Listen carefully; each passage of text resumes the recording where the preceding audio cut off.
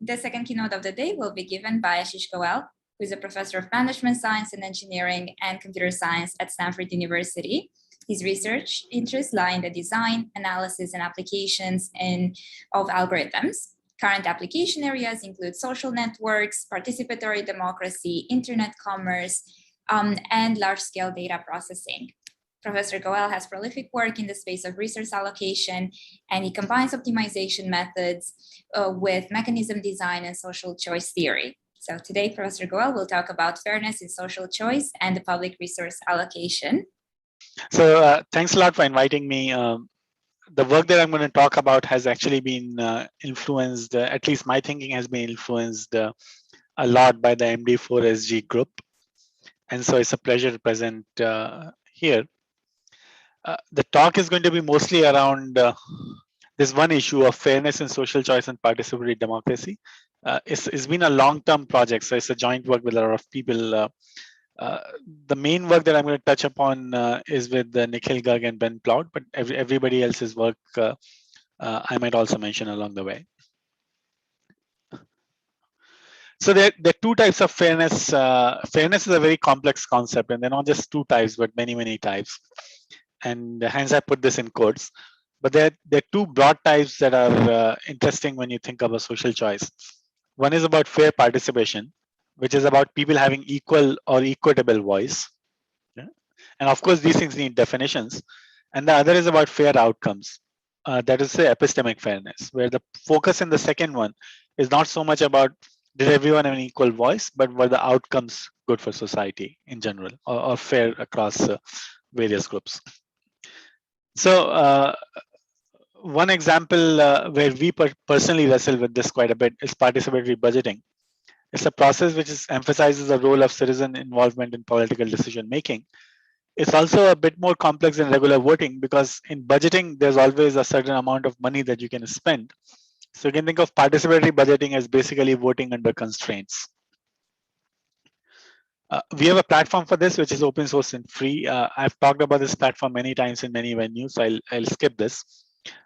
Just want to mention this platform exists. It's sort of become the de facto platform in North America, at least in the US, for participatory budgeting. And we have been used in sort of over 100 elections. And as soon as you start to do something like participatory budgeting, any kind of participatory process, this notion becomes very salient, which is what is equitable participation. And there are theoretical and empirical questions in this area, but I feel like the most important questions are normative. Is it important for a civic process, for example, participatory budgeting, to have equitable distribution among demographic groups? For example, you could imagine that a random set of residents participate. How do you correct for a biased sample? And should you correct for a biased sample? And I'm going to give you some examples of situations where it's more clear that you should and some where it's not so clear that you should. And then theoretically / empirically, how do you choose such a set under two common real life situations, right? So for example, when the participants are recruited via online advertising and when the participants are self-selected. And both of them come with their own sort of complex choices. And I just want to point out that this problem is complex and worth studying, even when the organizers of the process can choose a set of participants explicitly. So even if I can go and say, well, you, and you can vote, and you, and you will not vote. Even then the problem is complex, but these normative issues are much more salient when these participants are recruited either via things like online advertising or online outreach, or when the participants are self-selected. So for example, voting in participatory budgeting in cities, and this is not just about digital participatory budgeting. This is also about if you do it in person on paper, can skew richer and whiter. And so one approach could be to correct for this proactively via tools such as neighborhood canvassing and online advertising. And we have preliminary experimental and theoretical results in equitable online advertising, for example, in last year's MD4SG. But the main questions again in my mind are normative. Which demographic should be advertised to? And this is especially complex given the intersectional complexity of the differences. So for example, often if you advertise for racial minorities and you also advertise to women, if you want to sort of, often what ends up happening is that you end up getting a lot of racial minorities who are women, where the people who are not participating might actually, for example, be African American men. And so the simple question of which demographic should we advertise to becomes quite salient. Should we look for every possible intersection of gender and race and income and age, which becomes intractable, or should we somehow focus on specific intersections, and if yes, which ones? Should we shoot for, in online advertising, should we shoot for equitable views across all demographics? Or should we shoot for equitable spending? Or should we shoot for equitable clicks? Or should we shoot for equitable votes? And then, of course, another approach is to correct for the demographic skew retroactively. I don't want to focus on our empirical results. I want to, in this area, I want to sort of focus your attention on the normative questions. And hence, if anybody has any observations to make, please do feel free to sort of chime in or ask a question, and I'll try to monitor the chat as I'm going along. So here's an example of a situation where you could correct for the demographic skew retroactively. In general, there are processes which are structured like elections. And when things are structured like elections, generally you don't have the option of going back retroactively and correcting the results. Because there's a very strong culture with elections, which is one person, one vote, which is if somebody voted, then their vote counts. Yeah. Elections are often anonymous, so you don't actually even know who voted, right? But there are also processes which are not structured as elections. They're structured as feedback to a decision-making organization. And there often you have this opportunity to correct for the demographic skew retroactively, as opposed to proactively get a balanced sample. So here's an example. We were asked to help with the crowdsourcing Finland's off-road traffic law. This was 6 or 7 years ago. And the question here was, should snowmobilers be allowed to go on private forests in the winter when much of Finland is snowed in? And the only way to get to places from one place to another is via snowmobile. Should hunters be allowed to hunt there? And if yes, then what should be sort of the regulation that governs it?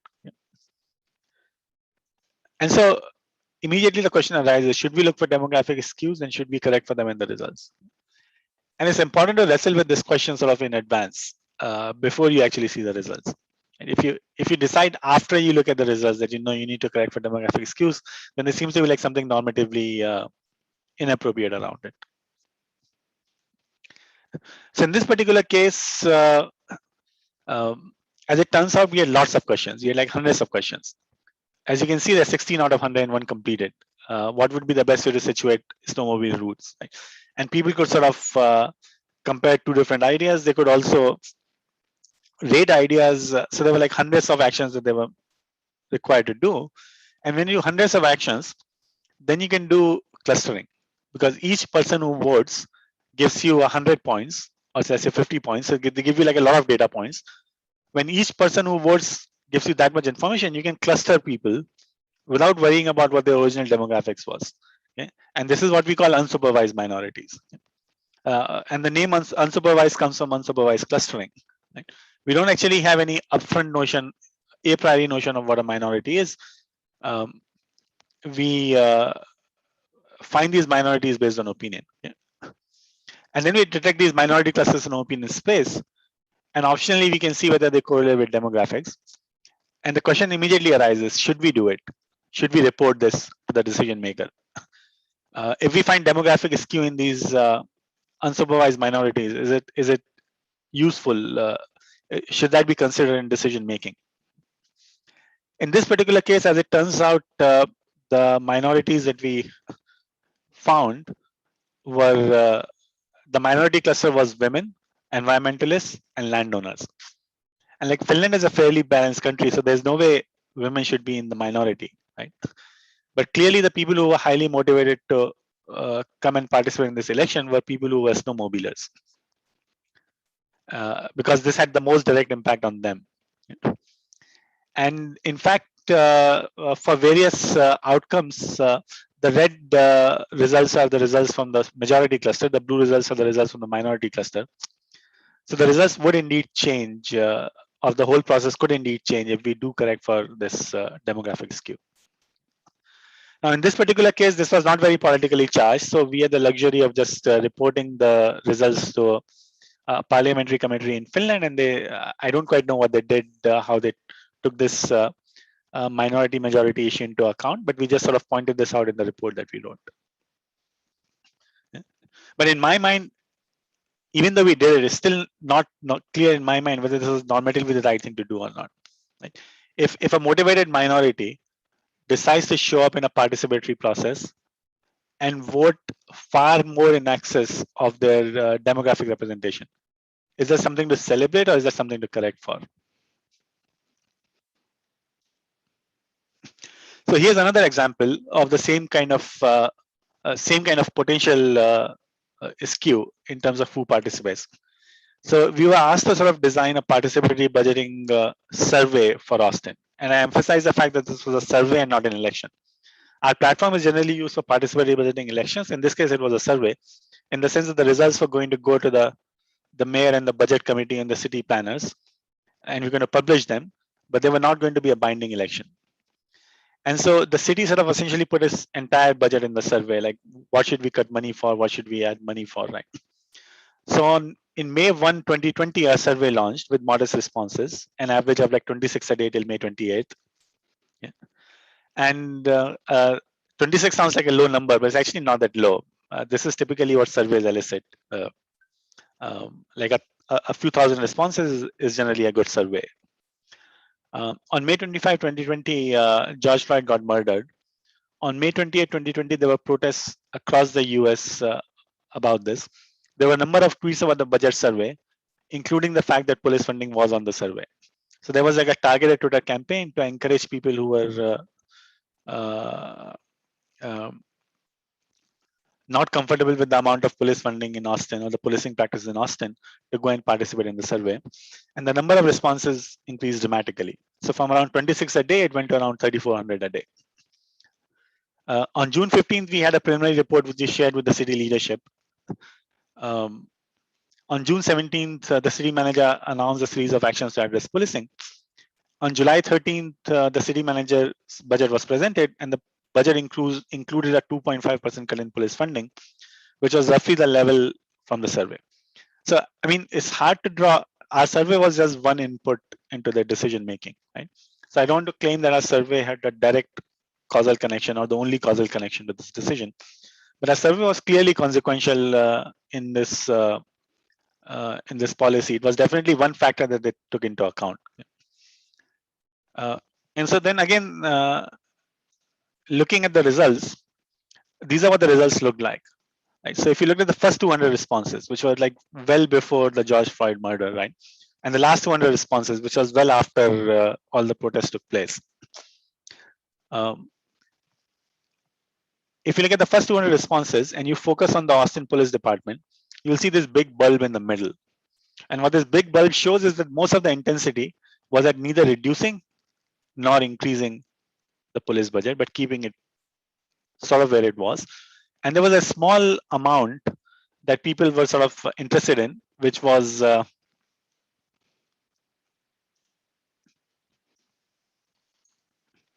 a small amount that people were interested in cutting, which is sort of this point on the left. In the last 200 responses, the vast majority of people who voted wanted to cut the police budget, and they wanted to cut it by the maximum allowed on our platform. We hadn't anticipated people wanting to cut the budget by that much when we designed the survey. And so you can see like a clear shift in the first 200 responses and the last 200 responses. And I think I could tell you like the demographics of the people who voted, but it'll be great to sort of, I would love to get to a point where we have a normative answer to this question without actually looking at the demographics of the people who voted, which is, should we look for demographic skews and should we correct for them in the results? And as you can see, at least my instinct in this particular situation is that the people who voted were sort of motivated by sort of deeply held beliefs, and if they came and voted, we should respect the fact that they voted or participated in the survey, and we should not try to correct for a demographic skew, right? But in general, I think it'll be useful if, as a community, if we could come up with more normative guidance on this, right? And more affirmative normative guidance. And by affirmative normative guidance, I mean not just something which gives you like high-level ethical principles that you should aspire to, but something that actually gives you concrete guidelines, yeah, and perhaps concrete quantitative measures that you could aspire to. So that was the first part of my talk. The second part of my talk is about a very stylized model which deals with epistemic fairness. And since we are running behind, I was going to stop here for questions, but since we are running behind, I'll keep going, do the second part of my talk, and then ask for questions. There's one question in the Q&A. Okay. Definitely. So the question is, thanks so much for your work around participatory budgeting. Is absolutely fascinating and important. Do you think that this sort of survey platform implicitly or explicitly supports majority rule? I'm thinking about the outrage around critical race theory, which is due to the misinformation in a vocal minority. Yes, I mean, it does. One person, one vote is generally structured like majority rule. And things like participatory budgeting do promote majority rule. And as do most of the systems that are currently structured as elections. And whether they should or not is precisely the kind of normative question that we would like to get guidance on. Right? But what would, as people who design these systems, so ideally we would like to sort of design the best possible systems that we can. As people who design these questions, we would love the normative guidance that we get to be independent of the question that's being asked on the platform. And I realize this is not always possible. I realize that this is a sort of a complex space, but to the extent possible, we would like the normative guidance to be independent of the question.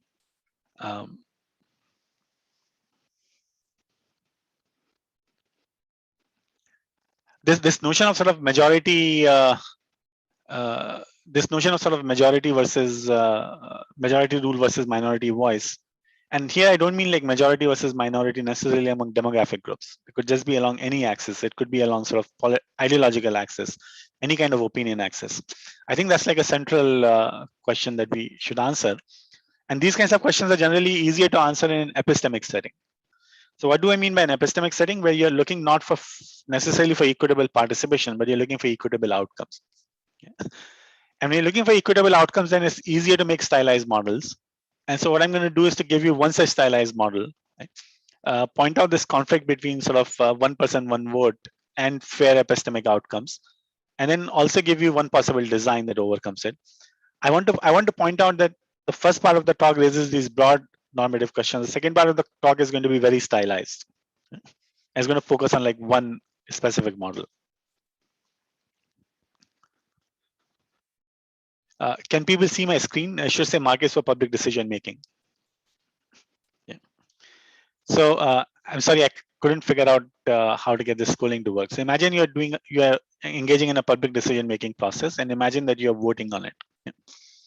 And let's assume that there are many items on the ballot. Think of it almost like the California proposition system for people who are familiar with it. Okay. And we're going to assume a utility model, right? And you'll immediately notice this big switch from having these high-level ideas to having these very concrete notation. And this is basically often what happens when you go from from equity in participation or from more normative ideas to sort of more stylized models of epistemic fairness. So user I, let's say, has binary preferences over the issues, right? And a weight WIL bigger than 0 for issue L, okay? So there are many issues. The user has binary preferences over the issues. So wants this side or that side. And has a weight, which is basically how importantly does it want it, right? And so I'm not going to go into more details of the utility model, but basically a user's utility is WIL on issue L if the favorite thing happens and 0 if the non-favorite thing happens. So one person, one vote, which is what the question was alluding to, generally sort of leads to majority rule. Give each person a single vote on each issue and select the outcomes which receive the most votes. It's fair in some sense. It's fair in the sense of people having equitable voice, but it lacks expressiveness because people can't actually express how important something is to them and can often lead to very suboptimal outcomes. So here's a running example. So imagine that there are 3 issues on the ballot and there are just 3 voters. and each issue has two sides. On each issue, there's one voter who's on the minority and two in the majority, and every voter is in the minority on exactly one issue. This is not so much, hence this is not so much about demographic minorities, it's much more about opinion minorities. But let's say the utilities are 4 when on an issue comma voter basis, when the voter is in the minority, and 1 when it's in the majority. So what that means is, in this particular case, A and B on issue 1 have utility 1, right? And C on issue 1 has utility 4. So C really cares much more about this issue. Okay? Now, of course, if you're doing majority voting, then on every issue, side 1 will win. Okay? And then everyone is 50% off because everyone has utility 2 as opposed to 4. And this is what people often refer to, which is was alluded to, is called the tyranny of the majority, which is because you're making majority rules in every decision, you can leave the minority behind. And what this example shows is that this can actually leave the whole society worse off, not just one particular group. If you assume that when people are in the minority, they're in the minority because they have some unique need which makes that particular issue more important to them.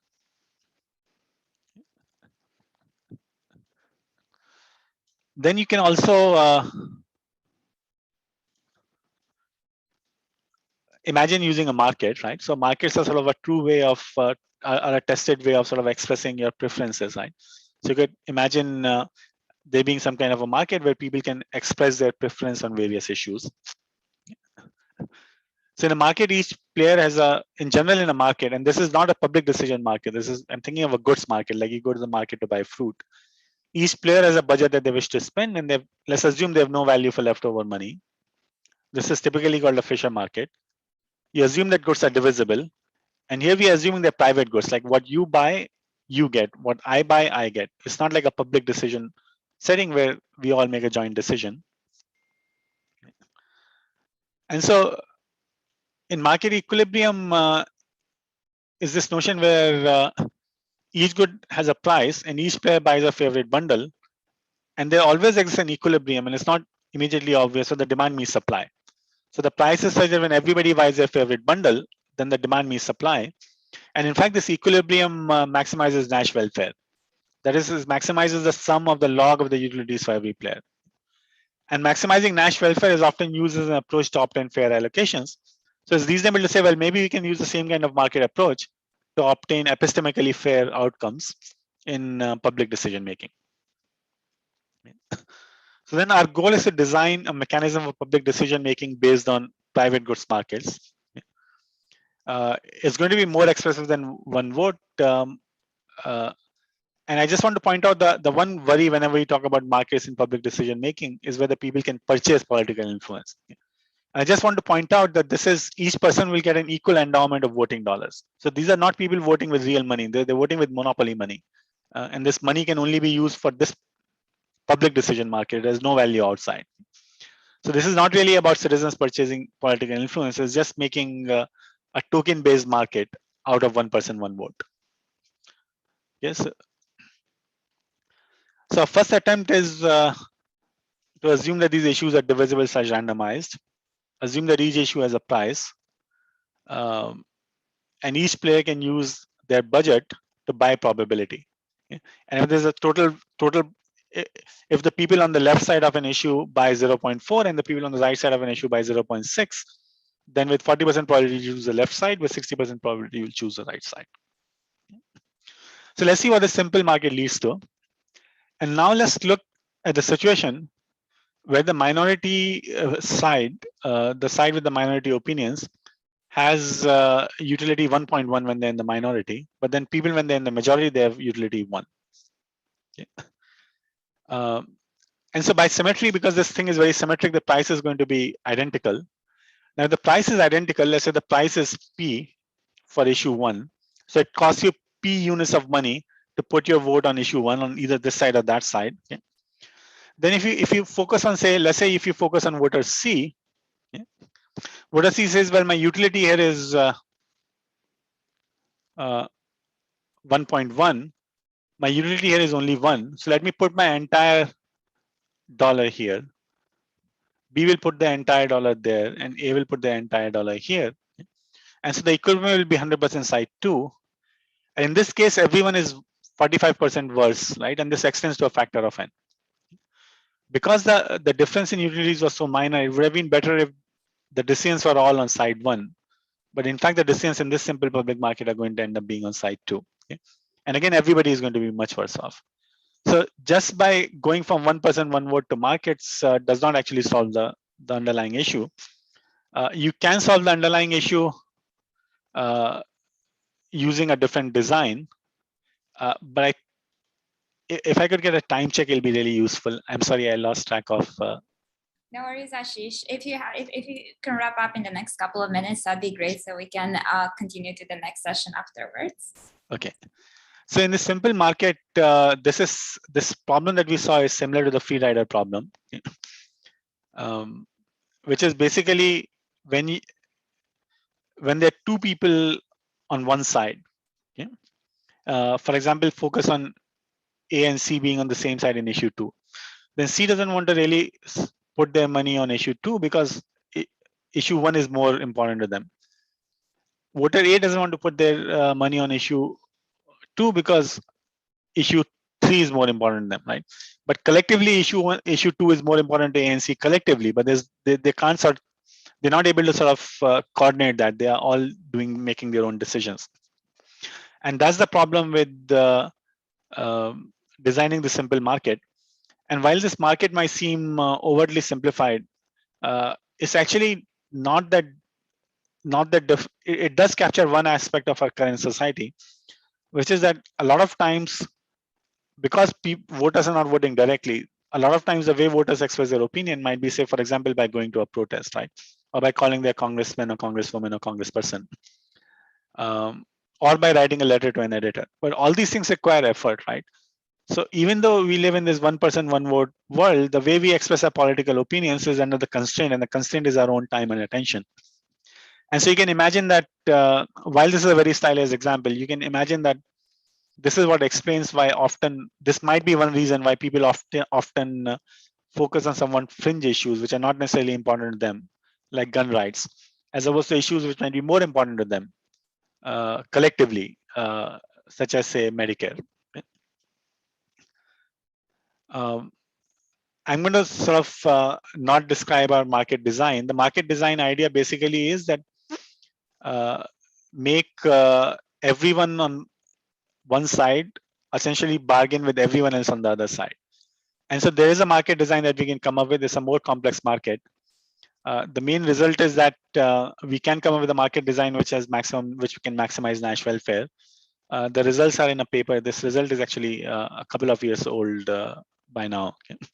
And since I didn't describe the actual mechanism, I don't think the actual theorem will make that much sense. Okay? But in conclusion, we can use these market design methods to design mechanisms for like fair public decision making in an epistemic sense, right? Where it's not necessarily fair in terms of how much voice you have, but it's more fair in the sense of what outcomes are achieved. These are very stylized and complex, and so future work would be to make things which are more practical. They're easy to understand, iterative, deterministic, which are more scalable. And also we have to realize that the cognitive load of these complex mechanisms can itself be a deterrent, right? And lead to unfairness, and so simpler approaches are better.